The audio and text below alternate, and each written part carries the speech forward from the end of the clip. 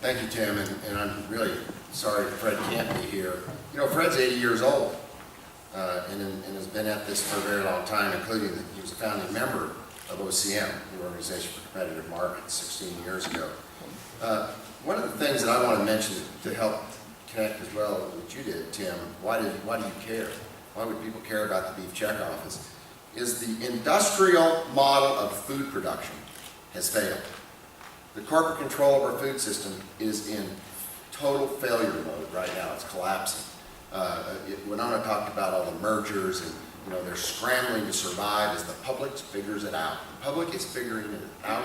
They're rejecting this model of food production in favor of the alternative family farm sort of model. And what's so unfair right now is that the industrial model has captured a program that was designed to promote beef and do research. It's called the beef checkoff, and there's 18 beef checkoffs, Dave, or not beef checkoffs, but commodity checkoffs that are out there. And these, for the most part, these checkoffs have been captured by the industrial side of this industry to promote their model of food production, which excludes the family farmer and like Winona said, rips off the consumer. And so we're fighting that. We're trying to defund these organizations that use these dollars at $80 million a year against our interests, and we are in fact forced to pay this with the sale of every head of livestock. So this is a very key effort in trying to restore some justice back to our food system and better income back to family farmers and ranchers, as well as better food to eaters. So Fred wanted to relate his thoughts. After 29 years and something on the order of $2 billion in collections and expenditures, the beef promotion and research program, commonly known as the beef checkoff, is a demonstrable flaw.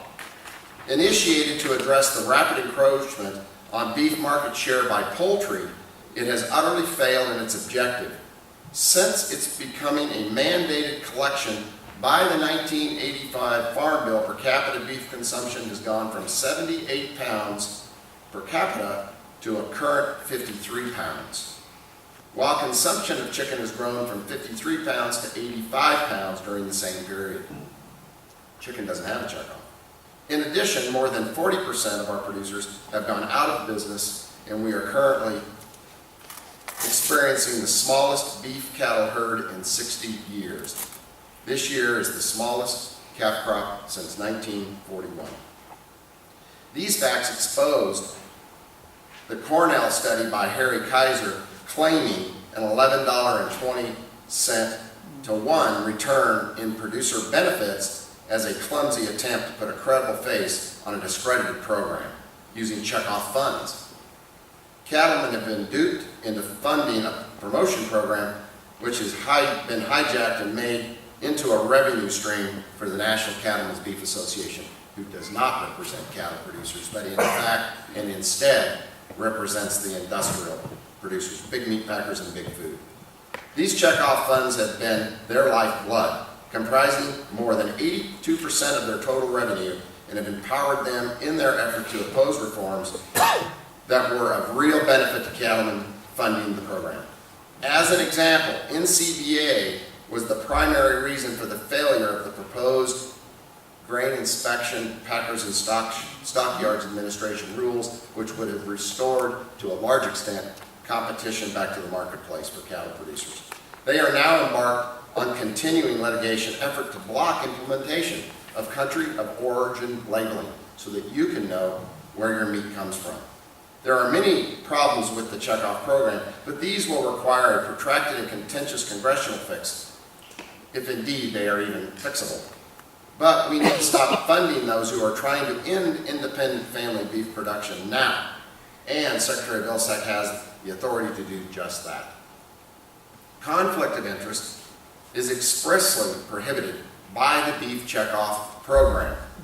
The NCBA contract is a classic example of conflict of interest in that they, the NCBA, effectively control the contracting process and have used that control to award themselves over 80% of the contract funds.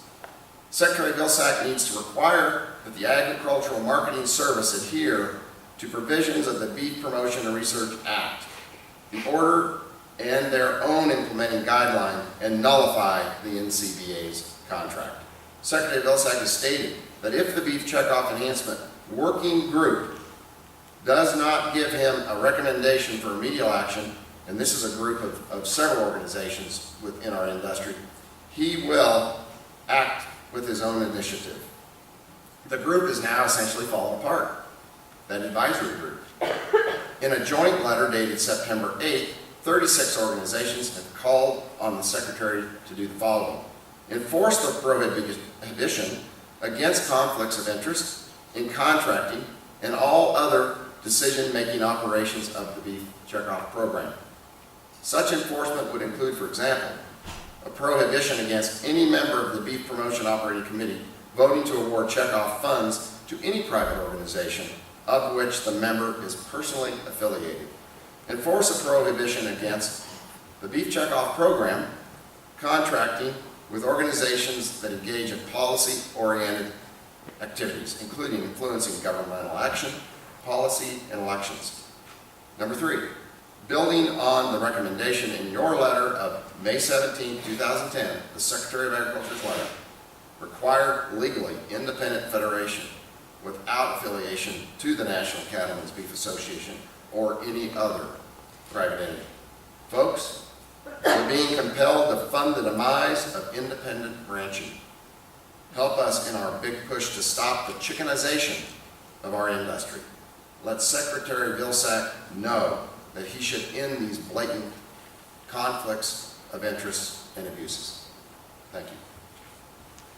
Thank you.